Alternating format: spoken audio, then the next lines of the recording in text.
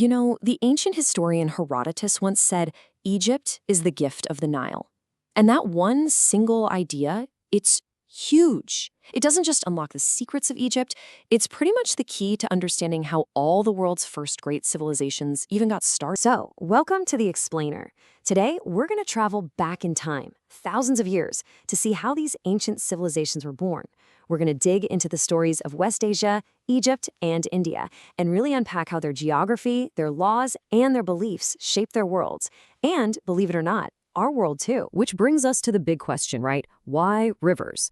Why did the Tigris, the Euphrates, the Nile, the Indus, why did they all become these cradles of civilization? Well, it wasn't some cosmic accident. It was all about having that perfect combo: tons of water, flat, easy-to-work land, and incredibly fertile soil. That's the perfect recipe for farming. And where you have farms, you get cities. It's that simple. All right, let's dive right in with our first stop, West Asia. We're talking about Mesopotamia, the land between two rivers. Now, you gotta understand, this place was totally different from other ancient powers. It was like a constant whirlwind, a wide-open crossroads where empires would rise and fall, sometimes in what felt like the blink of an eye. So the story here really starts with the Sumerians and their absolutely brilliant idea, the city-state. The original source texts call it Chang Bung, and this wasn't just a town. No. Think of it as its own little self-contained world. You had a main city, huge walls for protection, and it governed all the farmland around it. This was literally the blueprint for every city that came after. And you can really see that shifting crossroads idea in action when you just look at who was in charge. The Sumerians get things going around 3500 BC. Then the Babylonians take over and build on that foundation. And then, later on, the massive Persian Empire just sweeps in and takes over the whole thing. The geography, those wide-open plains, made the region super hard to defend, which led to this constant cycle of new rulers, new cultures, new ideas, all mixing together. But wow, even though they were eventually conquered, the Sumerians left behind an incredible legacy. They invented what we think is the world's very first system of writing, cuneiform. The name in the source text is Xiez Sheng Wenzi. They would take reeds and press these little wedge-shaped marks into wet clay tablets. And with that, they could record everything: laws, trade deals, epic poems. I mean, this was a complete revolution in how humans communicate. So, fast forward a bit to the Babylonians. In a place that's buzzing with all this trade and all these different people, you're gonna need some rules to keep things from getting chaotic, right? Well, the Babylonian king, Hammurabi, he gets it. He creates one of history's first and most famous codes of law. Its guiding principle, an eye for an eye, a tooth for a tooth, sounds pretty harsh to us today, but it was actually a massive step forward. It meant that justice was based on a clear system, not just random personal revenge. Okay, let's take a breath. We're leaving that chaotic, constantly changing crossroads of West Asia, and we're heading southwest to a land of, well, almost the exact opposite, a place of incredible stability and endurance, ancient Egypt.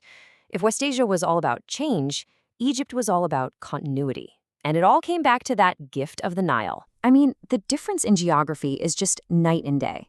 West Asia had those open plains that basically sent out an invitation for invaders.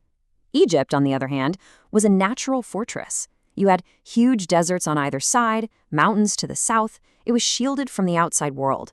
And that protection allowed a single, stable culture and government to last for thousands of years. So when you're not constantly worried about being invaded, you have time to think about the big stuff, like what happens after we die. And the Egyptians developed this incredibly deep and complex belief system around the afterlife. They believed that when you died, your soul went to be judged, and your heart was literally weighed on a scale against a feather. If it balanced, you got to be reborn, which is why mummification was so important. It wasn't just a spooky ritual. It was a practical step to make sure your soul had a body to come back to. And this focus on eternity, combined with the yearly practical need to manage the Nile's floods, drove some unbelievable innovation. They developed their own beautiful writing, hieroglyphics. They created a 365-day solar calendar to predict the floods. Their architecture gave us the pyramids, and thanks to all that mummification, they had an understanding of medicine and anatomy that was way ahead of its time. All right, for our last stop, let's head east. We're going to another river valley civilization, but this one is a whole different ballgame. It's built on a completely different set of ideas about society and spirituality. Let's explore ancient India, a land shaped by a rigid social order and the idea of an endless cycle of rebirth. So around 1500 BC, a migrating group called the Aryans came into India, and to keep control, they set up this really rigid social structure. It's called the caste system, or in the source material, zhongsingzudu. And the rules were crystal clear and absolute. The social class you were born into was the class you died in. Your job was the same as your parents' job, and you absolutely could not marry someone from a different caste. The whole system was built like a 4-level pyramid. Right at the top you had the priests, the Brahmins. They held all the religious power. Below them were the nobles and warriors, then the commoners, and way down at the bottom were the slaves. And here's the crucial part. This wasn't just a social idea. Their religion, Brahmanism, taught that this was the divine, unchangeable order of the universe. But an order this strict, it's bound to get some pushback, right? And it did. In the 6th century BC, a totally new way of thinking burst onto the scene: Buddhism. Its founder, Siddhartha Gautama, taught something absolutely radical for the time: that all people are equal. He completely rejected the caste system and said that anyone, it doesn't matter who your parents were, could achieve enlightenment and break free from that endless cycle of reincarnation. What a revolutionary idea.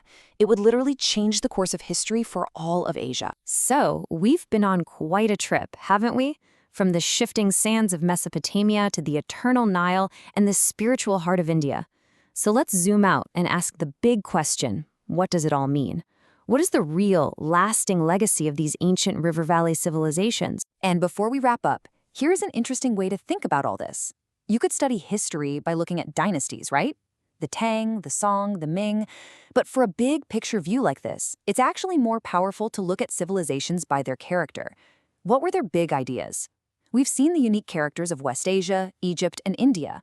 And thinking this way helps us see what special gift each one gave to the world. So what's the bottom line? Well, each of these ancient cultures gave the world something powerful and totally distinct. From West Asia, we get the foundations of written law and the idea of a single god. From Egypt, we get these incredible leaps forward in engineering and science. And from India, we get these profound philosophies and religions that still shape the lives of billions of people today. These ancient ideas, law, science, equality, philosophy, they're not just dusty old history. They are the invisible architecture of the world we live in right now.